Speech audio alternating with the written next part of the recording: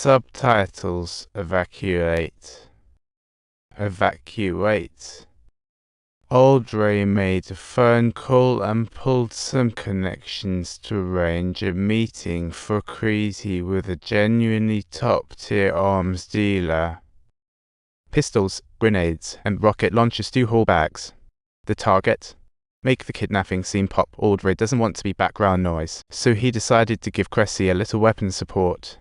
Audrey swore no more killing, but he can definitely get his buddy some gear. Can you help me out? Audrey set Creasy up with a high-end weapons dealer. Pistols, grenades, rocket launchers, and we're packing another bag. The target? Those crooked cops, hey there. Subtitles: What's your name? I'm a police officer, hi. Alright, that sounds a bit untrustworthy. Under the threat of bullets, Rocket drove right to the cliff's edge, and Creasy just tied him to the steering wheel. Anyone connected to the Amanda kidnapping? One's gotta go say hello to Creasy's efficient nail clipper. Even ripping off fingers counts as efficient, right? Rocket got woozy, but bravely said he was part of the Amanda crew. Creasy's not someone you want to mess with after the second finger. He finally spilled street names on Tough. Info in hand, Creasy decided to move fast. Alright, my friend.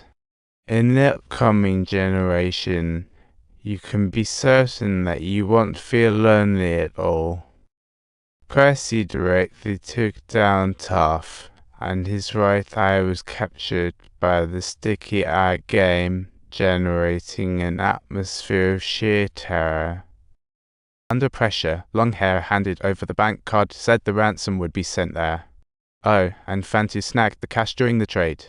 Oh, the head of the anti-kidnapping team from the Department of Justice.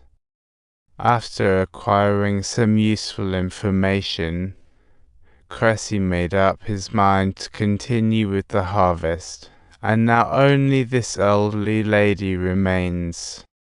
She wants to be a whistleblower, swapping a girl's life for hers. This is turning into Game of Power. Subtitles: Creasy unleashed full firepower, completely blasting the nightclub to bits, and then made a call to Mary. Fantus has guards around the clock, and the direct assault clearly isn't the best move. He got caught. Such a bummer. Creasy realized a direct assault wouldn't cut it, so he decided to sneakily take care of Carrie's guards first. Amid the chaos of the explosion, Creasy walked and shot, clearing Fantus' underlings in no time. By the time Fantus woke up, he was butt naked and tied to the machine. Creasy leisurely explained the process of making mini-bombs. 5 minutes on the clock is Fantus' farewell timing. No wonder he spilled everything he knew. He claimed into the recorder he was the big boss of the Amanda crew. It's not their first rodeo in heisting cash. This time it was a $10 million ransom, but he only got $5 million. The other half was just gift-wrapped toilet paper. There was a third party involved, and the one who switched the bags was the lawyer in charge of the loading. Hearing this, Creasy was on fire. These beasts did this to an innocent girl. Following the lead, Creasy arrived at the lawyer's place to find the lawyer turned into a corpse. After checking the account, he found a $2.05 million transfer, then called Mary rescue mission, engage. Turns out Shomi didn't inherit an empire, but his old man's gambling debts, planning a kidnapping for insurance money. The initial plan was a few years of protection, but bam, they got caught. The original plan for $10 million? Fantus crashed the feast. The fake robbers didn't get a penny, and lost the nephew would have run of bad luck. With the guy gone, the father killed the lawyer out of anger, and the mother sadly walked away upon uncovering the truth. Creasy dug out a bullet from Peter's diary, the one he almost used on himself, and handed it to the father, asking if he could earn divine forgiveness. Now it all comes down to luck. Mary used the card info Creasy handed her to track the kidnappers. His name? It's Daniel Lowe, and a photo popped up right away. But that night, he got shot, threatening Mary not to reveal anything. claiming he'd sent her on a heavenly vacation. The next day, Mary not only published it but also immediately sent the address to Creasy, no holding back at all.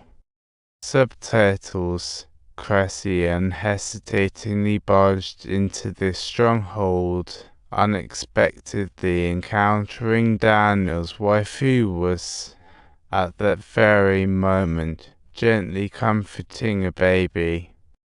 A second of distraction and bam! Daniel's brother shot him in the chest. But Creasy still gave chase and caught little Daniel. Later on the rooftop, he got the wife to make a call.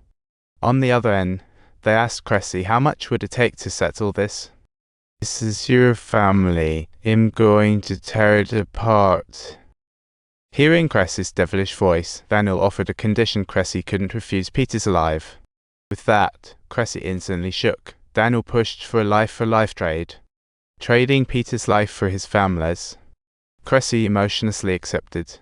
Later at a big tree, Creasy called in Peter's mom, handed her a gun, and reminded her to be careful. After finishing his words, Creasy staggered onto the bridge. His arms were struggling desperately. Watching them release Peter, Creasy breathed a sigh of relief. His hands were already stained with blood. Trading Peter's life this way, Creasy has no regrets whatsoever. Soon, Peter dashed to the bridge. Mom let the hostage go and scooped him up, while teary-eyed Creasy slowly stood up, hands raised to the sky. For Creasy, his soul was redeemed. The rest of his battle-worn body was just not a concern anymore. Don't forget to hit that